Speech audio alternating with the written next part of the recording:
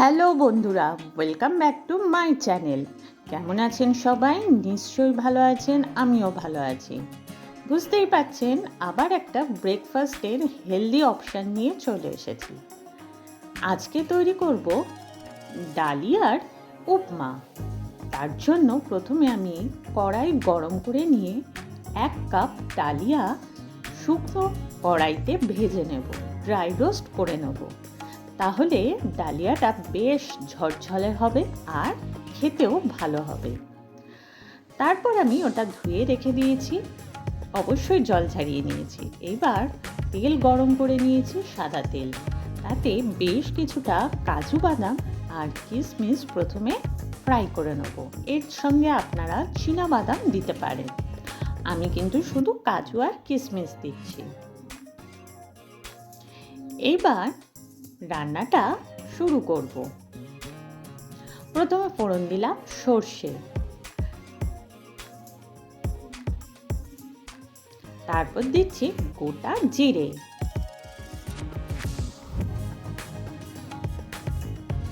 তারপর দিলাম চানা ডাল, খুব সামান্য চানা ডাল দিলাম, আর সাদা তিল। এবার ফোড়নটা হালকা করে ফ্রাই করব। ফোড়ন কিন্তু খুব বেশি ফ্রাই করতে হয় না। এবার দিলাম কারি পাতা, তার সাথে দিচ্ছি আদা কুচি, চপড জিঞ্জার, কাঁচা লঙ্কা চপড। ঝালটা অবশ্যই আপনারা বুঝে থাকবেন। ডালিয়া কিন্তু খুবই উপকারী। ব্রোকেন হুইট, প্রচুর পরিমাণে ফাইবার ভিটামিন ডালিয়াতে আছে, অবশ্যই আপনারা খেয়ে দেখবেন। প্রথমে একটা ছোট থেকে পেঁয়াজ কুচি দিলাম, এটা সামান্য ভেজে নিয়েছি। তার সাথে এক এক করে ভেজিটেবল দিচ্ছি, গাজর কুচি, বিনস কুচি, আর সামান্য একটু মটরশুঁটি ছিল, সেটাও কুচি দিলাম। যত ভেজিটেবল দেবেন এটা খেতে কিন্তু খুব ভালো হবে। এর সাথে দিচ্ছি ক্যাপসিকাম কুচি, ক্যাপসিকামটা দিয়েও ভালো করে নেড়ে নিচ্ছি। সমস্ত ভেজিটেবল ভালো করে ভেজে নিতে হবে। আপনারা এখানে আপনাদের পছন্দ অনুযায়ী যে কোনো ভেজিটেবল অ্যাড করতে পারেন।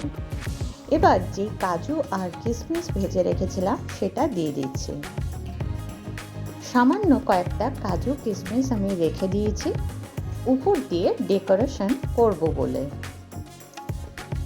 এবার যে ডালিয়াটা ভেজে নিয়ে ভিজিয়ে রেখেছিলাম, ভিজিয়ে রাখিনি অবশ্য, ধুয়ে জলটা ফেলে দিয়েছিলাম, সেই ডালিয়াটা কড়াইতে দিয়ে দিচ্ছি।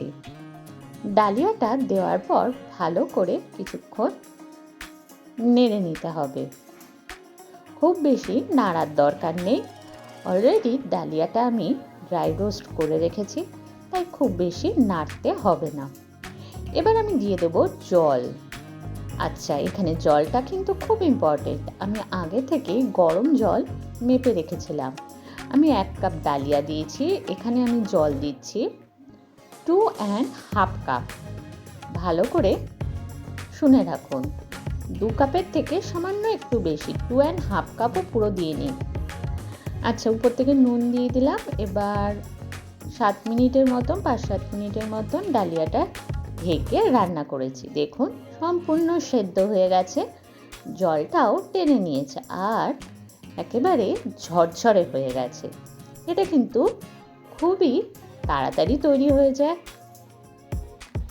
খেতেও ভালো আর অনেকক্ষণ পেট ভরা থাকে। উপর থেকে ধনেপাতা কুচি ছড়িয়ে দিলাম বেশ কিছুটা, আর সামান্য একটু পাতিলেবুর রসও আমি ছড়িয়ে দিয়েছি, ওটা হয়তো দেখাতে পারিনি। ব্যাস তৈরি হয়ে গেল ডালিয়ার উপমা। খুব চটজলদি একটা ইউনিক ব্রেকফাস্টের রেসিপি। কেমন লাগলো রেসিপিটা অবশ্যই জানাবেন।